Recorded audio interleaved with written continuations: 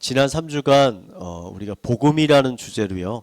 갈라디아서를 살펴봤는데 오늘로써 갈라디아서 설교를 이제 마무리하려고 합니다. 여러분, 갈라디아서의 핵심을 간략하게 정리하면 인간은 율법을 잘 지켜서 구원을 얻는 것이 아니라 오직 예수 그리스도를 믿는 믿음을 통해서 우리가 구원을 얻게 된다. 이게 갈라디아서의 핵심입니다. 그러니까 더 이상 율법의 노예로 살지 말고 그 복음 안에서 자유인으로 살아라. 이게 핵심이거든요. 근데 이쯤 되니까 이 갈라디아 교회에 이제 새로운 문제가 발생하게 됐습니다. 이게 뭐냐면 더 이상 율법에 얽매여서 살 필요가 없다고 하니까 이게 많은 교인들이요, 오히려 제멋대로 살기 시작하는 겁니다. 그러니까 어떤 교인들은 율법을 전혀 지키지 않을 뿐만 아니라 그러니까 교회 밖에 있는 사람들보다 윤리 도덕적으로 더 방탕한 삶을 살기 시작하는 거예요.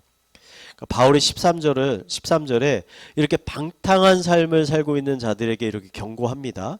우리 5장 13절 한번 읽겠습니다. 시작. 위하여 부르심을 입었으나 그러나 그 자유로 육체의 기회를 삼지 말고 오직 사랑으로 서로 종노릇하라. 자, 바울은 많은 교인들이 하나님이 주신 자유에 대해서 잘못 이해하고 있기 때문에 그 자유를 잘못된 방식으로 사용하고 있다라고 말하는 겁니다. 여러분, 성경이 이야기하는 이 복음을 통해서 우리가 얻게 되는 자유라는 것은요, 내가 원하는 것은 무엇이든지 할 수 있는 자유를 의미하는 것이 아닙니다.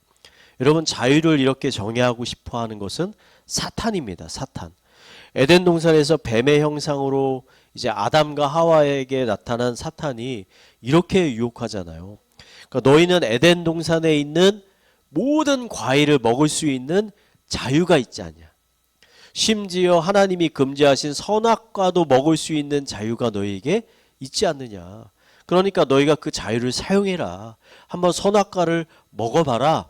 그럼 너 이전보다 더 행복해지고 더 자유로워질 거다. 이게 사탄의 유혹이에요. 그런데 어떻게 됐습니까? 이것은 아담과 하와를 죄에 빠뜨리기 위한 사단의 계략이었던 거잖아요. 그래서 선악과를 먹은 아담과 하와가 이전보다 더 행복해지고 더 자유로워진 게 아니라 오히려 죄와 죽음의 노예가 되어버린 것 아닙니까? 율법보다 여러분, 지금 사회는 복음이 강조되잖아요. 복음이. 그래서 현대사회의 이런 사탄의 유혹이 점점 더 강해지고 있다는 겁니다.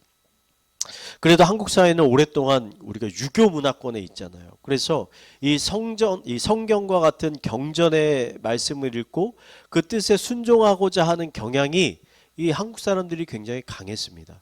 그런데 예수님께서 우리의 과거, 현재, 미래의 모든 죄를 다 속죄해 주셨다. 이게 복음의 속죄의 핵심이잖아요. 그러니까 이런 것들이 지나치게 강조되어지다 보니까 오히려 많은 성도들이요, 이 자유를 넘어서 방종하는 삶을 살게 됐다는 겁니다. 예를 들어서 여러분, 십계명에 안식일을 거룩하게 지키라고 명령하고 있잖아요. 여러분, 안식일을 거룩하게 지킨다는 게 뭡니까? 그 날의 가장 중요한 중심을 하나님을 묵상하고 예배하는 것에 두라. 안식일에. 이게 안식일을 거룩하게 지키는 거잖아요. 근데 많은 교인들이 이 신앙의 자유를 근거로 해서 이 주일을 가볍게 여기기 시작하는 겁니다. 그러니까 제가 한 25년 전에 이 대학부에서 신앙생활을 할 때 이 학생들끼리 신앙생활에 대해서 이런저런 논쟁이 많이 있었습니다. 그러니까 예를 들어 주일날 이제 이렇게 예배 끝나고 나서 학생들끼리 같이 노래방을 가도 되는가? 같이 PC방에 가가지고 게임을 해도 되는 것인가? 뭐 이런 논쟁을 하곤 했거든요. 그러니까 제가 그 당시에 소그룹 리더였는데 이 조원들과 함께 주일날 밤늦게까지 게임을 한 적이 있어요. 그것 때문에 간사님한테 엄청 혼나고 하기도 했거든요. 근데 여러분, 지금 생각해보면 이게 그렇게 고민할 만한 거리인가? 그냥 노래방 갈 수도 있는 거고 PC방 가서 게임할 수도 있는 것 아닌가? 맞아요. 여러분, 우리들에게 그런 자유가 없는 게 아닙니다. 자유가 있습니다. 근데 중요한 게 뭐냐면 여러분, 예전에는 주의를 거룩하게 지키고자 하는 열망이 있었어요. 열망이. 그래가지고 이런 것들에 대해서 옳고 그름의 고민이라는 거를 했었는데 지금은 그런 열망 자체가 사라져버린 겁니다. 그런 열망 자체가 사라져 버렸기 때문에 고민 자체를 안 하는 거예요. 그러니까 자유에 대한 지나친 강조가 하나님에 대한 사랑과 헌신을 모두 집어삼켜 버렸다는 거예요, 지금. 여러분, 누구보다도 주님이 주신 그 자유를 잘 알고 있었던 바울이 이 자유에 대해서 어떻게 주장했냐면, 우리 고린도전서 8장 13절 말씀 우리 한번 읽어보겠습니다. 읽겠습니다. 시작. 그러므로 만일 음식이 내 형제를 실족하게 한다면 나는 영원히 고기를 먹지 아니하여 내 형제를 실족하지 않게 하리라. 아멘. 바울은 어떻게 고백하느냐? 내가 형제들의 신앙을 위해서, 그들의 유익을 위해서 얼마든지 내 자신의 자유를 제한하겠다. 나 고기를 먹을 수 있는 자유가 있어. 근데 내가 고기 먹는 것 때문에 누가 실족해? 그럼 내가 안 먹겠다. 자신의 자유를 제한하겠다는 거잖아요. 여러분, 그렇다면 성경이 이야기하고 있는 자유란 무엇인가? 이게 중요합니다, 여러분. 제일 중요해요, 오늘 설교에서. 성경에서 말하는 자유는 어떤 자유냐?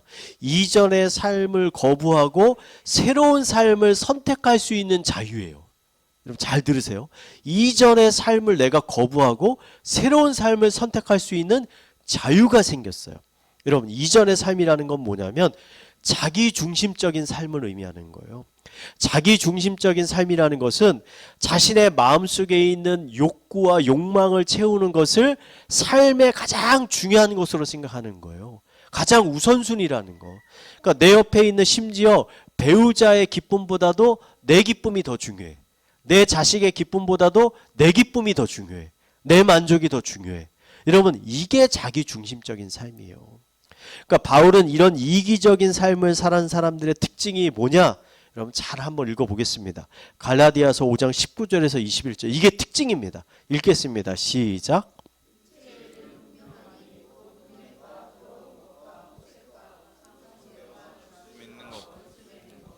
분쟁과 시기와 분냉과 당짓는 것과 분열함과 이단과 투기와 술 취함과 방탕함과 또 그와 같은 것들이라. 아멘. 여러분 지금 읽어보셨는데, 여러분 이런 게 우리 사회에 만연해 있죠. 만연해 있습니다. 술 취함과 음행과 더러운 것과 호색과 원수 맺는 것과 분쟁과 시기와 분열함. 여러분 우리 사회에 만연해 있지 않습니까? 사회에만 만연해 있습니까? 우리 삶에도 만연해 있잖아요. 바울은 예수님을 아직 만나지 못한 사람들이 이런 자기 중심적인 삶을 살고 있다. 그러니까 아무리 이러한 삶을 거부하고 다른 삶을 살려고 해도 인간은 결국 자신 안에 있는 이 부패한 심령 때문에 결국은 이러한 삶을 살 수밖에 없다. 이렇게 주장하고 있는 거예요. 제가 쉬운 예를 여러분 하나 들어볼게요. 여러분 아프리카 초원에 사자 한 마리가 살고 있다고 생각해 봅시다. 그러니까 사자는요 매일매일 들판에 있는 이제 동물들을 사냥하면서 살잖아요. 사냥하면서. 근데 어느 날 사자가 자신 앞에서 피를 흘리며 죽어가고 있는 이 동물을 보면서 이 동물에 대해서 미안한 마음이 들었어요. 야, 미안하다. 날 위해서 네가 죽는구나. 자신의 배를 채우기 위해서 다른 동물들을 죽이는 것에 대해서 일종의 죄책감이 들기 시작한 거예요. 그래서 결단합니다. 앞으로 나는 나의 생명을 위해서 다른 동물을 죽이지 않겠다. 그래서 이때부터 사자가 사냥하는 것을 멈추고 다른 초식 동물들과 같이 풀을 찾아다니기 시작했어요. 과일을 먹고 풀을 먹으려고 그러는 거예요. 근데 아무리 사자가 풀을 먹으려고 해도 먹을 수가 없어요. 왜 없냐면 사자에게는 풀을 잘 씹을 수 있는 어금니가 없어요.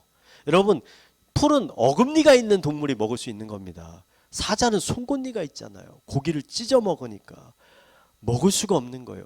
그리고 풀을 먹고 삼키려고 보니까 이게 역해서 토할 수밖에 없는 거예요. 그리고 며칠이 지났어요. 사자는 극심한 배고픔을 느끼게 됩니다. 야, 이렇게 있다가는 내가 굶어 죽겠구나. 죽을 수밖에 없구나. 라는 걸 깨닫고 다시 다른 동물들을 사냥을 하기 시작하는 겁니다. 여러분, 이게 부패한 심령을 가진 인간의 삶이라는 거예요. 여러분, 성경이 말하는 자유라는 것은 이제는 이런 자기 중심적인 욕망에 사로잡힌 삶으로부터 탈출할 수 있는 자유를 얻게 됐다. 이제 너희가 선택할 수 있어.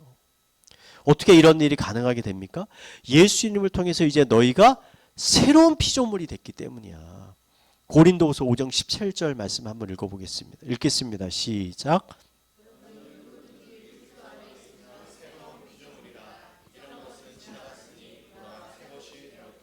여러분 이 말씀이요 굉장히 중요한 말씀이에요. 지금 바울이 예수님으로 인해서 우리가 새로운 피조물이 됐다라고 하잖아요. 여러분 새로운 피조물이 됐다라는 것은 이전보다 우리가 좀 더 의롭고 착한 마음을 갖게 됐다 이런 의미가 아니에요. 사자가 죄책감을 느끼게 됐다 이런 얘기가 아닙니다. 이전에는 사자였는데 이제는 코끼리와 기린 같은 완전한 다른 존재, 다른 방식으로 살 수 있는 존재로 바뀌어졌다라는 걸 지금 의미하는 거예요. 그래서 더 이상 육식을 하지 않고 얼마든지 식물을 먹을 수 있는 존재가 되었다. 이제 너희가 선택하면 된다. 라는 거예요. 예전에는 나의 마음속에 있는 이 육체적인 욕망을 채우면서 사는 것이 삶의 유일한 방식이었는데 이제는 새로운 삶의 방식이 생겼어요. 옵션이 생겼어요. 옵션이. 그렇다면 육체의 욕망을 거부하고 우리가 선택할 수 있게 된 새로운 삶은 무엇인가? 바울은 그것을 뭐라고 말하냐면 하나님과 내 이웃을 내 몸과 같이 사랑하는 삶. 이제 너희가 이걸 선택할 수 있어. 바울은 하나님이 주신 자유를 가지고 이러한 사랑을 선택하는 삶을 살라고 말하는 거예요. 여러분 성경은 이러한 삶을 다른 말로 어떻게 표현하냐? 성령을 따라 사는 삶이라고 얘기하는 겁니다. 이런 삶을 사는 사람들의 삶에서는 특징이 나타나는데 이게 뭐냐? 갈라디아서 5장 22절에서 23절 우리 한번 읽어보겠습니다. 시작. 오직 성령의 열매는 사랑과 희락과 화평과 오래 참음과 자비와 양성과 충성과 온유와 절제니 이 같은 것을 금지할 법이 없느니라. 아멘. 여러분 지금 읽어보셨잖아요. 성령의 열매. 이런 거 교회 안에서 이런 거 많이 경험해 보지 않았습니까? 어떤 분이 예수님 만나서 삶이 변하고 성령 충만하면 그 사람에게서 이런 게 나타나요. 가진 게 없어도 희락이 있어요. 일이 하나도 안 풀리는데도 그 가운데 화평이 있다니까요. 누가 그 사람을 막 욕하고 힘들게 해도 그 사람이 오래 참을 수 있는 인내가 있어요. 사람에게서 나오는 게 아니에요. 이런 게 그 사람에게서 생겨나게 된다는 겁니다. 우리는 이러한 열매를 보면서 이 사람이 육체에 속한 사람인지 아니면 성령을 지금 따라 사는 사람인지를 우리가 분별할 수 있게 되는 겁니다. 여러분 그 사람이 교회에서 어떠한 직분을 가지고 있는 게 중요한 게 아닙니다. 그 사람이 얼마나 오랫동안 교회를 다녔는지 중요한 것이 아닙니다. 예수님은 뭐라고 합니까? 열매로 알리라. 그 사람의 본질이 무엇인지 그 사람의 중심에 뭐가 있는지는 열매, 그 사람의 행실을 보고 알리라 라고 말씀하셨잖아요. 여러분 이러한 의미에서요 이 세상에서 하루도 쉬지 않고 치열한 전투가 벌어지는 곳이 있다면 그곳이 어디냐? 러시아, 우크라이나가 아니라 바로 우리의 마음속이라는 거예요. 우리의 마음속. 여러분 자유인이 된 기독교인의 마음속에는요 하루도 빠짐없이 치열한 전투가 벌어지고 있는 겁니다. 어떤 분들은 우리가 예수님을 영접하기만 하면 믿기만 하면 새로운 피조물이 돼서 그때부터 정말 거룩한 삶, 이웃에 대한 사랑이 넘치는 이타적인 삶을 살게 될 거라고 착각하시는데 여러분 이게 굉장히 큰 착각입니다. 여러분 자신을 봐도 그거 아니라는 거 잘 아시잖아요. 기독교인이 되어도 여전히 우리 마음속에는 자기 중심적인 육체적인 욕망들이 넘쳐납니다. 넘쳐나요. 제가 쉬운 예를 하나 들겠습니다. 여러분 혹시 하루에 2끼, 3끼 정도 금식해 보신 적 있으세요? 아마 나이가 있으신 분들은 요새 이제 위장, 대장 내시경을 하려면 하루 정도 거의 금식해야 되잖아요. 그래서 아마 금식을 해본 경험이 있으실 겁니다. 근데 여러분 한두 끼 금식하면 어떤가요?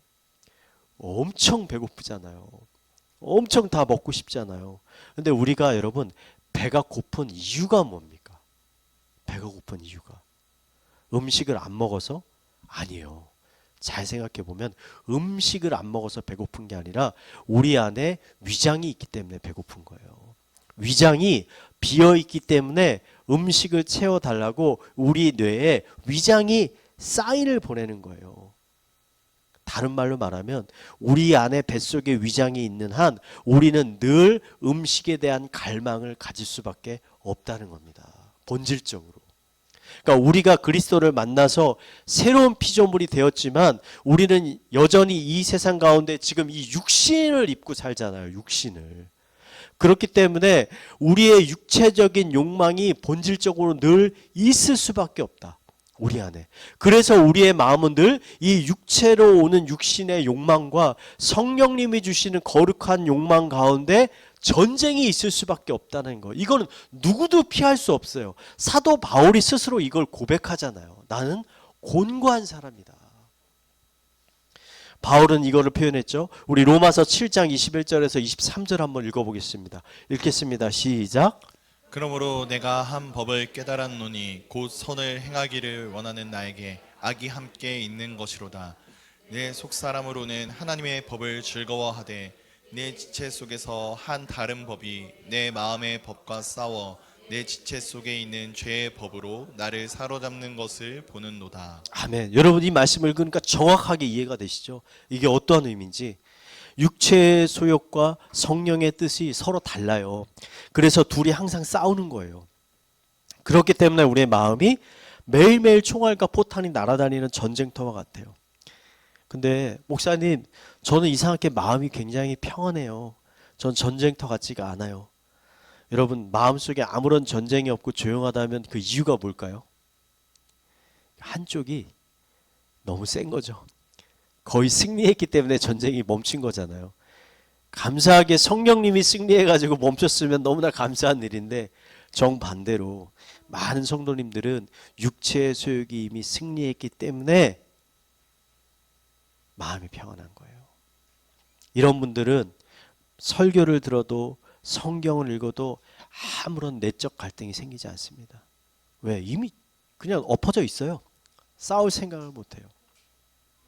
바울은 우리에게 이러한 중요한 영적 전쟁에서 승리할 수 있는 유일한 방법을 가르쳐 줍니다. 여러분, 한 주인에게 두 마리의 강아지가 있습니다. 한 강아지는 흰색 강아지고 한 강아지는 검은색 강아지예요. 이 두 강아지가 서로 색깔이 다르다고 하루도 빠짐없이 매일매일 물어뜯고 다투고 싸웁니다. 그렇게 싸웠어요. 근데 이 두 강아지 중에 결국 어떤 강아지가 승리하게 될까요? 주인이 먹이를 많이 주는 강아지가 결국 튼튼해져서 싸워 이기게 됩니다. 많은 사람들이요, 육체의 욕망과 욕심과 싸워서 이길 수 있는 방법을 개인의 결단이나 의지나 혹은 지식이라고 오해하고 있습니다. 여러분, 이게 우리가 자주 실패하는 이유입니다. 바울은 분명히 어떻게 말합니까? 우리의 싸움은 혈과 육의 싸움이 아니라 영적인 싸움이라고 그러잖아요. 영적인 싸움에서 승리할 수 있는 유일한 방법, 오늘 말씀이 뭐라고 선포하고 있냐면 성령의 충만함을 입는 거예요. 성령. 왜? 육신의 소욕과 성령이 싸우잖아요, 지금. 그럼 얘를 이기려면 어떻게 해야 돼요? 성령의 충만함을 입어야 되는 거예요. 예수님이 성령님을 또 다른 보혜사라고 표현하시잖아요. 보혜사는 뭡니까? 그 말대로 그냥 해석하면 우리를 보살피시고 우리에게 은혜를 베푸시는 분이 보혜사예요. 그럼 어떻게 하면 그 보혜사이신 성령님이 우리에게 충만하게 오십니까? 어떻게 하면 우리가 충만함을 입을 수 있습니까? 우리가 약속의 말씀을 붙들어야 되는데 누가복음 11장 11절에서 13절 말씀 우리 함께 읽겠습니다. 시작. 너희 중에 아버지 된 자로서 누가 아들이 생선을 달라 하는데 생선 대신에 뱀을 주며 알을 달라 하는데 전갈을 주겠느냐? 너희가 악할지라도 좋은 것을 자식에게 줄 알거든. 하물며 너희 하늘 아버지께서 구하는 자에게 성령을 주시지 않겠느냐 하시니라. 아멘. 지금 하나님께서 구하는 자에게 무엇을 주신다고요? 성령님을 주신다잖아요. 수많은 기독교인들이 성령의 충만함을 누리지 못하는 가장 중요한 이유, 여러분, 구하지 않기 때문입니다. 구하지 않아요. 기도하지 않아요. 기도를 해도 믿음을 가지고 기도하는 게 아니라 그냥 시키니까 습관적으로 형식적으로 기도하는 거예요.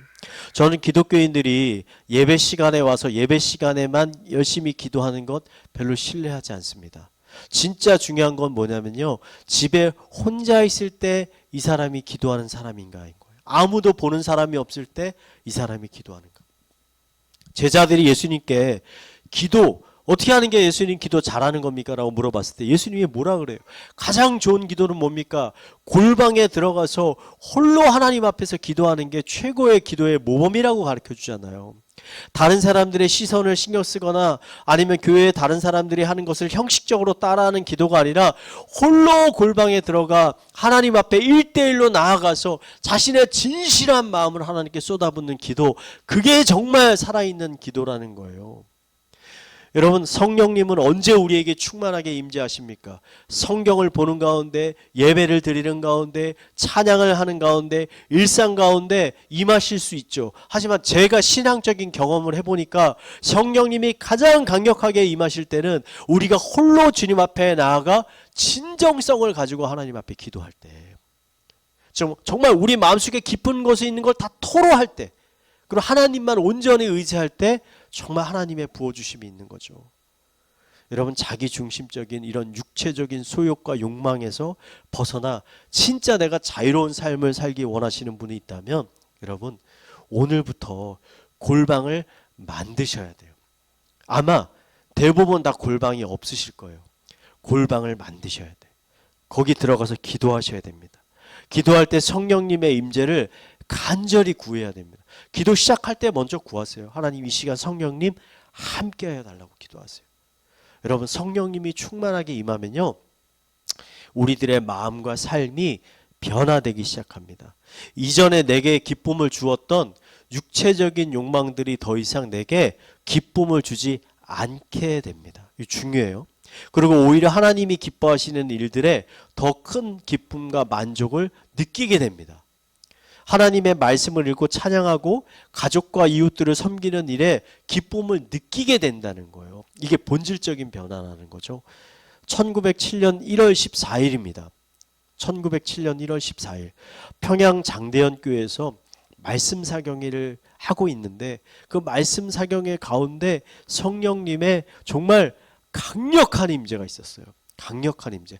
그냥 나 혼자 그렇게 느끼는 게 아니라 지금 이렇게 앉아 있는데 모든 사람이 그 성령의 임재를 경험한 거예요. 사경회에 참여했던 많은 사람들이 그 순간 자신들의 죄악을 깨닫고 많은 성도들 앞에 이렇게 앞에 딱 강단에 나와서 자신의 누구 돈을 훔쳤다, 누구를 때렸다, 뭐 이런 모든 죄들을 고백하기 시작하는 거예요. 그러니까 성령님이 임재하시니까 그들의 마음속에 심령의 변화가 일어나기 시작한 거죠. 여러분, 1900년대 초에는요, 평양이라는 곳이 어떤 곳이었냐면, 어떤 이름 별명이 뭐냐면 동방의 소돔과 고모라입니다. 동방의 소돔과 고모라. 왜냐하면 그만큼 평양이 방탕한 도시였다는 거예요. 여러분, 평양 기생이라고 들어보셨잖아요. 기생으로 유명한 도시가 평양. 그래서 술집이 너무 많아서 한 집 건너 한 집에 술집이 있는 곳이 평양이었다는 거예요. 근데 이 사경회 이후에 이런 수많았던 술집들이 한두 둘씩 이 술집의 문이 닫히기 시작하는 거예요. 닫히기. 누가 억지로 이 와서 문을 닫은 게 아니라 이 사경회에서 성령의 충만함을 입은 사람들이 평소에는 술 먹고 놀고 노름하는 것을 좋아했는데 성령님 때문에 심령이 변하니까 이런 게 더 이상 재미없는 거예요. 기쁘지 않은 거예요. 그리고 오히려 선하고 의로운 일들에 기쁨을 느끼는 거예요. 그래서 그런 일들에 마음과 시간을 쏟게 되니까 술집에 가는 사람이 없어요. 그러니까 나중에 술집이 장사가 안 돼서 결국은 수많은 술집들이 문을 닫게 됐다는 겁니다. 여러분, 성령의 충만함은 우리 내면의 변화를 가져옵니다. 우리 변화를 내가 억지로 일으키는 게 아니에요. 성령님이 우리의 마음을 변화시켜 주시는 거예요. 그러면 가장 큰 변화가 어떻게 일어나냐면 하나님이 기뻐하시는 일에 우리도 기쁨을 느끼게 되는 겁니다. 그때 이것이 하나님이 성령님을 우리에게 보내신 가장 큰 이유입니다. 이 이유를 아는 게 중요해요. 이전에는요, 하나님의 형벌이 무서워서, 하나님의 심판이 무서워서, 아니면 하나님께 더 많은 복을 받으려고 율법과 말씀을 열심히 지켰는데, 이제는 성령의 충만함을 받으면 그런 이유 때문에 지키는 게 아니라 그게 즐겁고 기쁘기 때문에 그 일을 하는 거예요. 그러니까 예배 빠지면 하나님이 나 혼낼까 봐 예배에 가는 게 아니에요. 예배 드림이 기쁨이 되니까 그 예배에 나가게 되는 거예요. 여러분, 에스겔서에는 이러한 성령의 놀라운 역사가 이미 예언되어 있습니다. 에스겔서 36장 26절 27절 한번 읽어보겠습니다. 읽겠습니다. 시작. 또 새 영을 너희 속에 두고 새 마음을 너희에게 주되 너희 육신에서 굳은 마음을 제거하고 부드러운 마음을 줄 것이며 또 내 영을 너희 속에 두어 너희로 내 율례를 행하게 하리니 너희가 내 규례를 지켜 행할지라. 아멘. 여러분 이게 얼마나 놀라운 말씀입니까? 이미 하나님께서는 이걸 구약 시대부터 이러한 삶을 예비하셨다는 거예요. 구약 시대에는 성도들이 억지로 하는 거에 무서워서 벌 받을까 봐.